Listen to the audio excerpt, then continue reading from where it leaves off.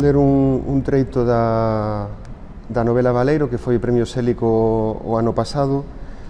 Corresponde ao capítulo 4. É unha novela distópica. Este treito pareceme significativo porque fala un pouco de como están as cousas de cara a finais deste século, non? Está a voce do protagonista e di así: cando quero ver como eran as cousas antes, ás veces vexo tamén filmes, sobre todo filmes anteriores ao ano 2000. Despois dese ano non sei que me pasa, parecenme todos insufríveis, aborrecidos, repetitivos. Ver filmes tamén é a maneira que teño de viaxar. Podo visitar Europa, Xapón, Brasil.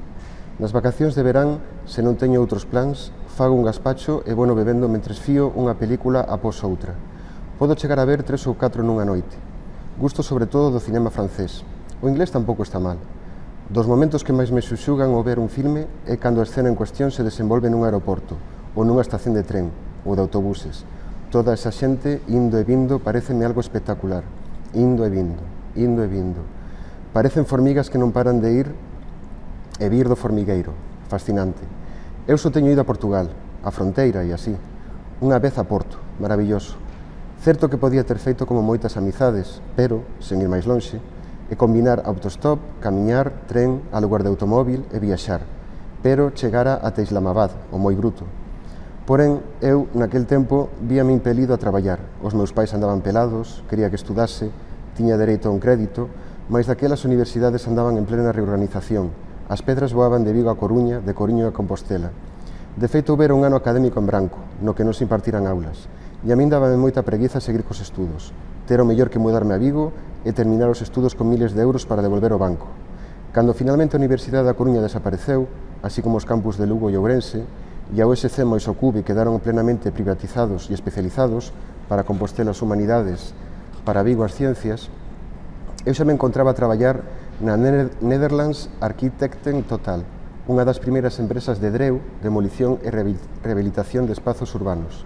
Porque, claro, pasamos de 46 millóns a 30 e poucos e medio século. Que facer con tanta vivenda baleira?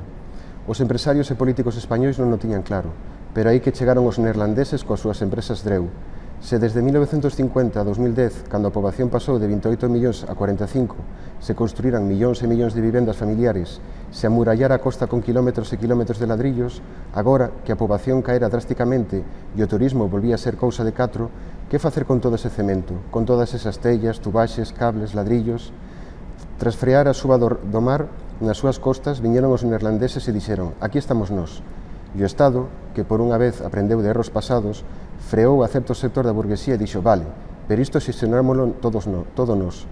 E así, Países Baixos por un lado e o Estado español polo outro beneficiáronse. Traballei na NAT uns 15 anos. Comecei a conducir os camións cheos de cascallos e diversos materiais das demolicións que levaba até as plantas de reciclaxe. Era un traballo monótono pero que non cansaba. E o máis importante, cobraba ben e os meus pais non se tiñan que preocupar por min. Até o meu pai, que teimaba en que fixese unha carreira, chegara a confesarme que se alegraba de que non lle tivese feito nin puto caso. Mais tarde comecei a manexar as retroexcavadoras, o cal era máis divertido, e, o que era máis importante, cobraba máis.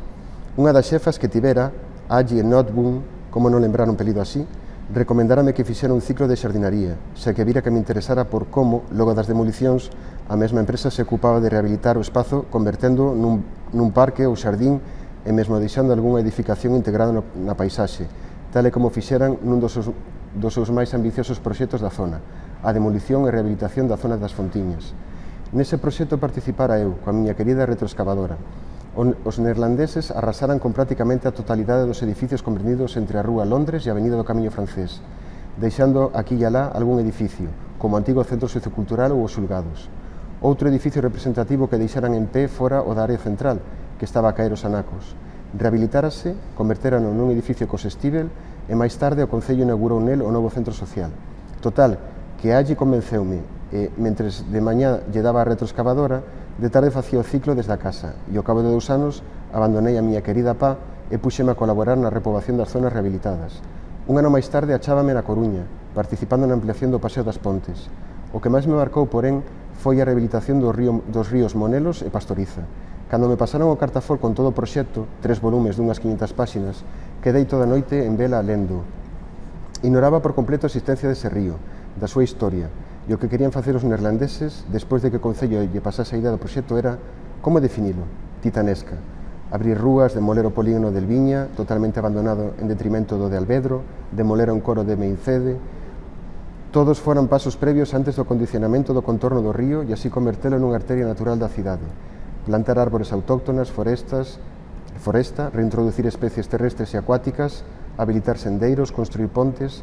A rehabilitación do Monelos era unha débeda dos coruñeses para coa natureza, dixera a alcaldesa o día da inauguración do tramo final, na desembocadura do río, en pleno Parque de Europa. Aquela mañá estivera a asistir aos traballos de outra empresa neerlandesa, esta especializada en recuperar costa inundada, en pleno mar, dinamitando con cargas submarinas o que en tempos foran os recheos do porto, para despois recoller os cascallos, procesalos e finalmente reutilizalos na construción de dunas artificiais que axudarían a frear a chegada da auga, alén de estruturas inundáveis e canles que recollerían a auga excedente.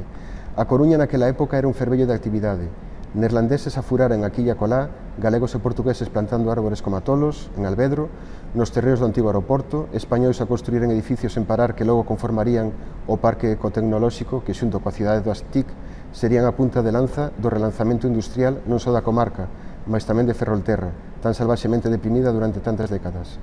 Naquela época eu sentíame como os colonos europeos que chegaban ao novo mundo. Un horizonte infinito estendíase ante os meus ollos. Tiña a impresión de que estábamos a reconstruir o mundo. Fagamos desaparecer a palabra feísmo do dicionario. Ese era o eslogan que tan machaconamente dicía o presidente da Xunta do momento e o que todo o mundo se aferrou, crendo que sería a táboa de salvación deste mundo que estaba a punto de ir tomar polo cu. A Coruña quedou fermosísima, Galiza está a quedar lindísima, pero a sensación de que o mundo está a punto de ir tomar polo cu segue a ser a mesma.